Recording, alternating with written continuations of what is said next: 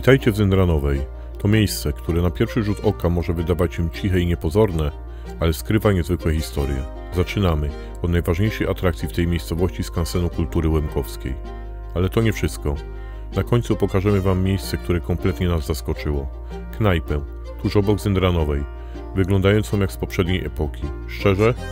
Szczerze nie chciałem tam zajrzeć, a jednak wybitne jedzenie i ceny, które naprawdę nie obciążają portfela. Gotowi? Zaczynamy.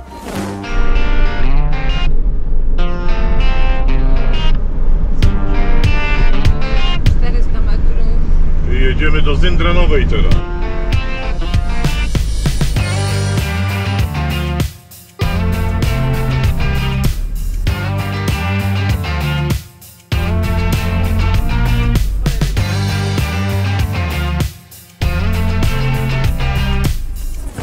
Dotarliśmy do Zendranowej. Wioska z bardzo bogatą historią, jak za chwilę zobaczycie.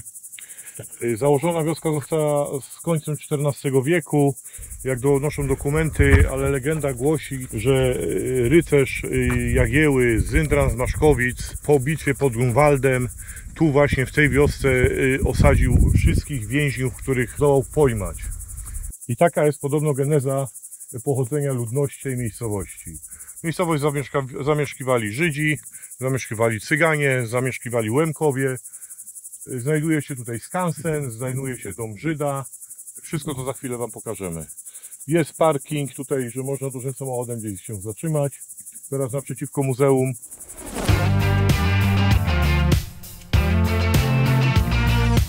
Skansen został założony w 1968 roku. Idziemy zobaczyć, jak to wszystko się prezentuje. Jest to coś podobnego jak skansen w Sanoku, tylko że na dużo mniejszą skalę i prezentuje tutaj wyłącznie kulturę łemkowską. Słuchajcie, sam skansen jest bardzo mały w porównaniu do tego w Sanoku, bo jest tu zaledwie 4-5 domków.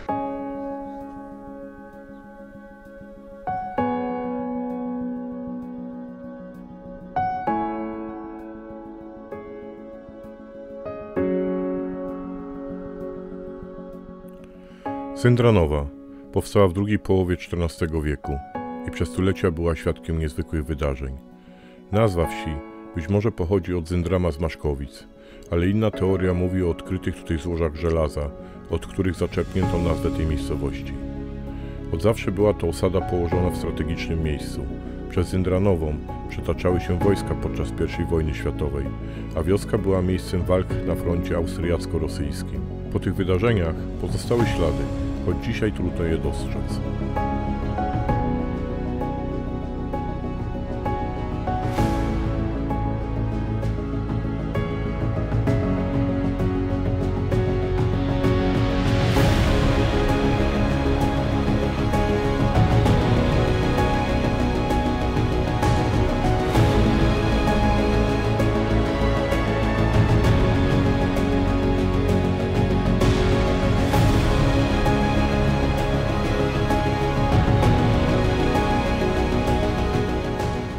No i do Zendranowej prowadzi tylko jedna droga, tą, którą żeście widzieli. Inną drogą tutaj nie przejedziecie. Obok tego muzeum etnograficznego jest jeszcze chata żydowska, którą idziemy teraz zobaczyć. Niestety nie nagrali, żeśmy Wam tych chat w środku, jak wyglądają, ponieważ można sobie wziąć wycieczkę z przewodnikiem, ale niestety nie wolno używać kamery. Można robić tylko zdjęcia. My też autobusy tu jeżdżą? Koło starego przystanku autobusowego skręcamy w lewo. Słuchajcie kochani, aby ktoś szukał chaty żydowskiej, bo nie jest to tak dobrze oznakowane, zaraz znajduje się za cerkwią i to jest chata Zalzmana, rodziny Zalzmana, stara żydowska chata, która została w 1994 roku odbudowana, a wewnątrz stworzono muzeum, by pokazać, jak kiedyś żyli tutaj Żydzi. Bardzo warte uwagi. Tutaj jest na ścianach opisana historia chłopca, który przebywał w tym domu, Samuela Olinera. Chłopiec, który cudem spod okupacji niemieckiej się uchronił.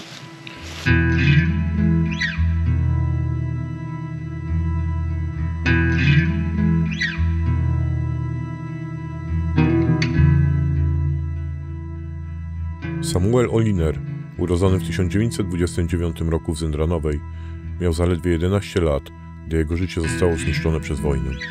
Po ucieczce z getta w Bobowej ukrywał się pod fałszywym nazwiskiem u polskich rodzin, ratując się przed zagładą. Po wojnie przedostał się do Czechosłowacji. Trafił do obozu dla przesiedleńców, a w 1950 roku wyemigrował do Stanów Zjednoczonych. Tam zdobył wykształcenie na Uniwersytecie Berkeley i obronił doktorat z socjologii.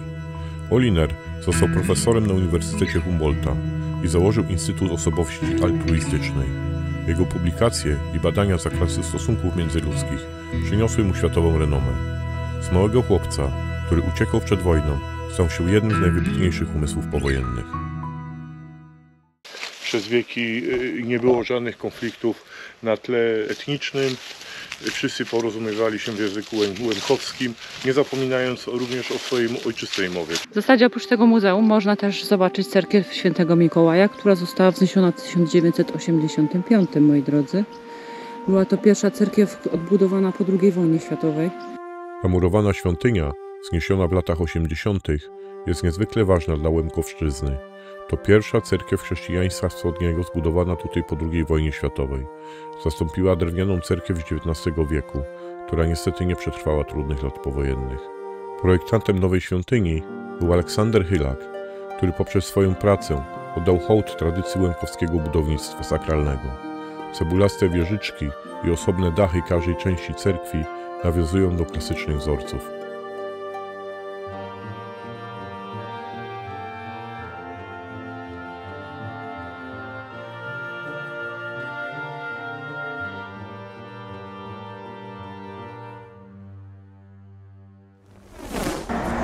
Taka knajpka niepozorna, a okazało się, że super żarcie mają. Nawet byłem zły, że tutaj przyjechałem. Tak. Przepyszne, słuchajcie, polecamy. Później podamy nazwę. To, co ona ma, to jest pół placka. Mega porcje, pycha. Kochani, knajpa tuż przed Barwinkiem. W stronę granicy, jak lecicie po lewej stronie. Nie wygląda apetycznie to, ale naprawdę warto tu zajechać, bo żarcie mają super. Taki spory parking jest.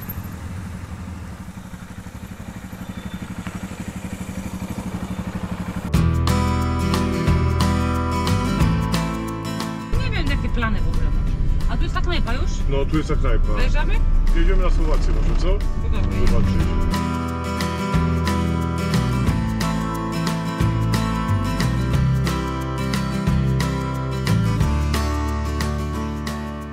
Jeśli ten film jest inspiracją dla Twojej wycieczki w te okolice, zasubskrybuj nasz kanał i sprawdź kolejny odcinek.